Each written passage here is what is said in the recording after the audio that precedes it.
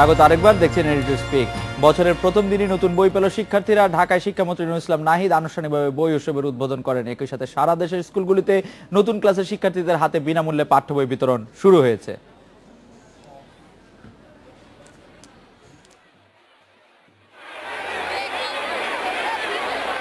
বই উৎসব উপলক্ষে রাজধানীর মতিঝিল সরকারি বালক উচ্চ বিদ্যালয় মাঠে বর্ণাঢ্য আয়োজন।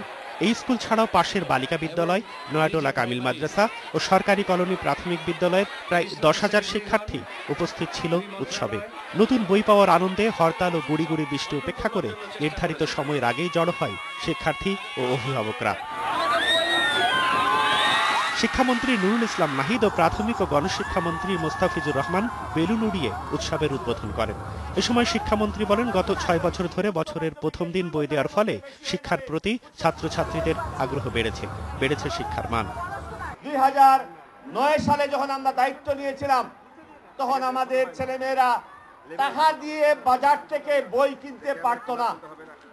3 মাস, 4 মাস, 6 মাস লাগতো টাকা দিয়ে বই কিনতে।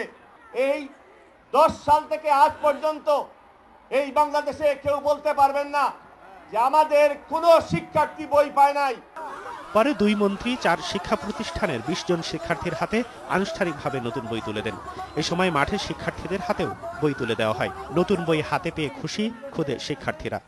বছরের 1 তারিখে একবার নতুন ঝকঝকে বই পেয়ে যাচ্ছি। আর আগে যখন আমরা বই পেতাম না, তখন তো আমাদের সবার কাছে ঘোরাঘুরি করা লাগতো যে একটা পুরানো বই দাও, একটা বই দাও। বছরের নতুন দিনে বই পেয়ে আমি অনেক খুশি। আমি আজকে বাসায় যেয়ে নতুন বই পড়তে পারবো। এবার প্রথম থেকে নবম শ্রেণীর পাশাপাশি বিনামূল্যে প্রাথমিক শ্রেণীতেও বই দেওয়া হচ্ছে। সব মিলিয়ে দেশের 4.5 কোটি শিক্ষার্থীর হাতে তুলে দেওয়া হচ্ছে 32.5 কোটি বই। সুজন মেহেদি, ইন্ডিপেন্ডেন্ট নিউজ, ঢাকা।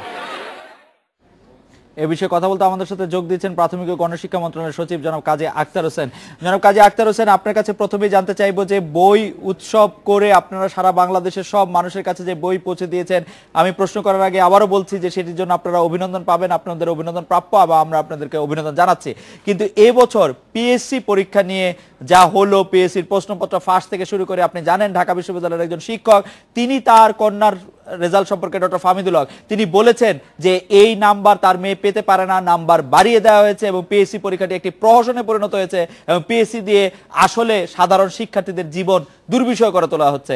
আপনারা কি পিএসসির ব্যাপারটি ভাবছেন যে পিএসসি রাখার ব্যাপারে সাময়িকভাবে পিএসসিটিকে রাখার কথা চিন্তা করা হয়েছিল, এটি তুলে দেওয়ার কথা ভাবছেন কিনা আপনারা? জনাব কাজী আখতার হোসেন।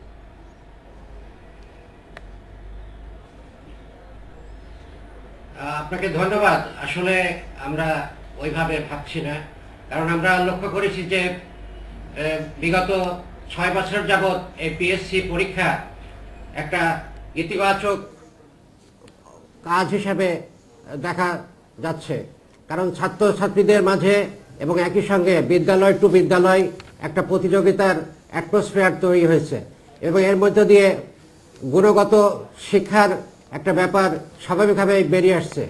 আমরা যতদূর জানি, এই পিএসসি পরীক্ষা এটি হচ্ছে ছাত্রদেরকে প্রস্তুত করে যে আগামী যে বড় বড় পরীক্ষাগুলোতে তারা যাবে, সেখানে তাদের যাতে কোনো রকম মানসিক দুর্বলতা না থাকে, তারা সাহসী হয়, তারা আরো উদ্যমের সঙ্গে এগুলো গ্রহণ করতে পারে, এটি একটি উদ্দেশ্য।